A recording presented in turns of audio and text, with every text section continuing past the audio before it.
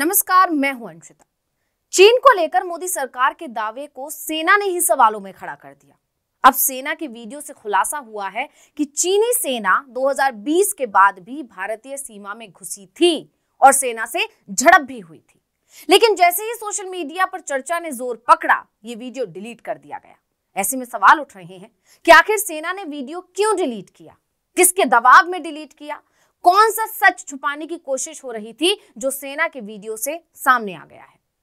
मोदी जी और उनकी टोली बार बार यही दावा करती है कि भारत की सीमा में कोई नहीं घुसा, जबकि जून 2020 में गलवान मुठभेड़ के बाद 2021 और 2022 में भी एलएसी पर चीन की सेना ने हमले किए।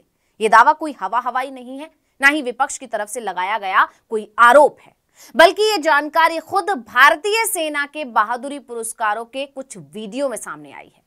ये वीडियो सेना ने खुद YouTube पर डाला था, यानी कहा जा सकता है कि सरकार के दावे की पोल सेना के ही एक वीडियो ने खोल दी।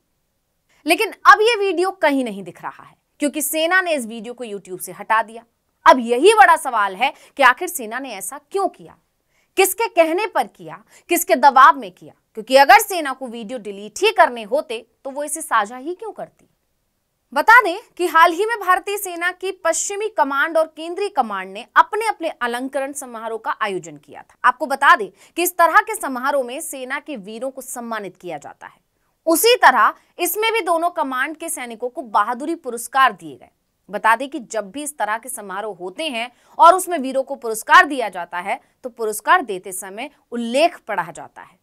इस उल्लेख में घटना की पूरी जानकारी दी जाती है। ये बताया जाता है कि कब की घटना है, क्यों जवान को ये पुरस्कार दिया जा रहा है, वगैरह वगैरह। इसी तरह इन समारोह में भी यही हुआ, जिससे इस बात का खुलासा होता है कि एलएसी पर झड़पें खत्म हुई ही नहीं, बल्कि लगातार जारी हैं। चीन सीमा में घुसने की लगातार कोशिश कर रहा है। दरअसल इन दोनों समारोहों में पढ़े गए उल्लेखों में ये बात सामने आई कि गलवान 2020 के बाद 2021 और 2022 में भी चीन की सेना ने एलएसी पर कम से कम 2 बार हमला किया। मिली जानकारी के मुताबिक 2021 और 2022 में एलएसी पर दोनों सेनाएं कई बार एक दूसरे के सामने आई। इस वीडियो से तहलका इसलिए मच गया क्योंकि जब तक पश्चिमी कमांड ने YouTube पर वीडियो नहीं डाला था, तब तक इन घटनाओं की किसी को जानकारी नहीं थी। इसको लेकर कोई जानकारी सार्वजनिक नहीं की गई थी। इसलिए वीडियो के सामने आते ही सोशल मीडिया पर चर्चा तेज हो गई। जैसे ही चर्चा ने जोर पकड़ा, वैसे ही सेना ने वीडियो को YouTube से हटा दिया, या कहें कि उससे हटवा दिया गया। सूत्रों का दावा है कि 7 जनवरी 2022 को एलएसी पर भारतीय सेना की एक चौकी पर पीएलए के कुछ सिपाहियों ने हमला कर दिया था। चौकी पर तैनात सिख लाइट इन्फेंट्री की 8वीं बटालियन के सिपाही रमन सिंह ने चीनी सिपाहियों को रोका। इसके बाद उनके बीच हाथापाई हुई। इस हाथापाई में सिंह ने बहादुरी दिखाते हुए चीनी सिपाहियों को घायल कर दिया और उनकी बंदूकें भी छीन ली। इसके बाद चीनी सेना अपनी सीमा में वापस लौट गई। इस बहादुरी के लिए सिंह को सेना मेडल दिया गया। ट्विटर पर उन्हें पुरस्कार दिए जाने की वीडियो क्लिपिंग भी मौजूद है। लेकिन सिंह की ये बहादुरी देशवासियों को पता नहीं चल पाई, क्योंकि सरकार का दावा है कि 2020 के बाद से चीन और भारत के बीच कोई झड़प नहीं हुई है। रिपोर्ट के मुताबिक 27 नवंबर 2022 को पीएलए के 50 सैनिकों ने एलएसी पार करने की और भारतीय सेना की एक चौकी पर कब्जा करने की कोशिश की।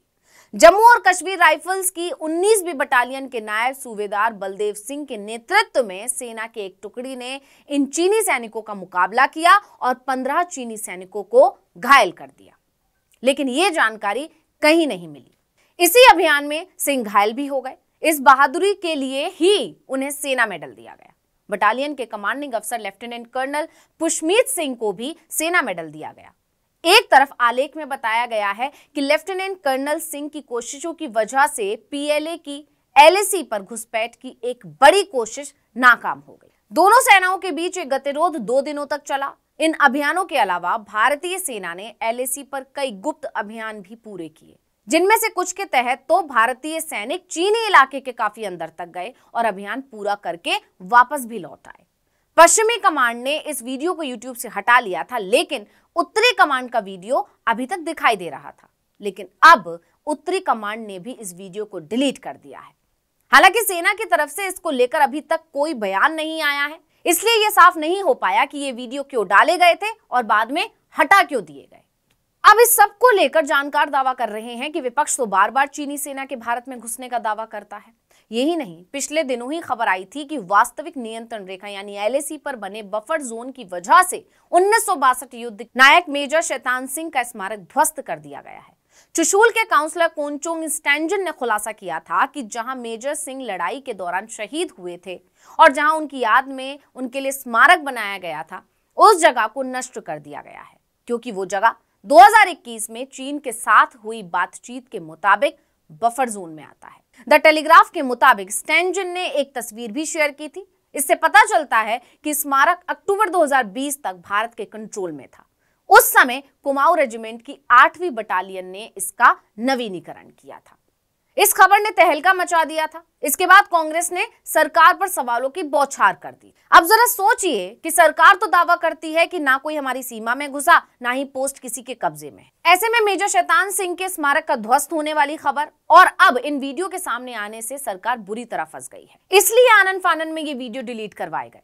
खैर, जो भी हो, अब सच्चाई तो सामने आ ही गई है कि जिस वक्त एक तरफ भारत और चीन के बीच सीमा पर तनाव कम करने के लिए कूटनीतिक और सैन्य स्तर पर बातचीत चल रही थी, उस वक्त पूर्वी लद्दाख में भारत के नियंत्रण वाले इलाके पर कब्जा करने के लिए चीनी सैनिकों ने हमला भी किया था, जिसका सबूत खुद सेना की तरफ से जारी किए गए वीडियो से मिलता है। अब विपक्ष तो इस मुद्दे को जोर शोर से उठाएगा ही। देखना होगा कि सरकार की तरफ से इसको लेकर क्या सफाई आती है। तो इस वीडियो में इतना ही। आपसे अनुरोध है, यूट्यूब पर हमारे चैनल आर्टिकल 19 इंडिया को सब्सक्राइब कीजिए, फेसबुक पर लाइक कीजिए, कमेंट करके बताइए आपको हमारा ये वीडियो कैसा लगा। आने वाले दिनों में हम और किन मुद्दों पर वीडियो बनाएं, ये भी जरूर बताइएगा। ट्विटर हैंडल है article19_India, इसे भी फॉलो कर लीजिए। नमस्कार।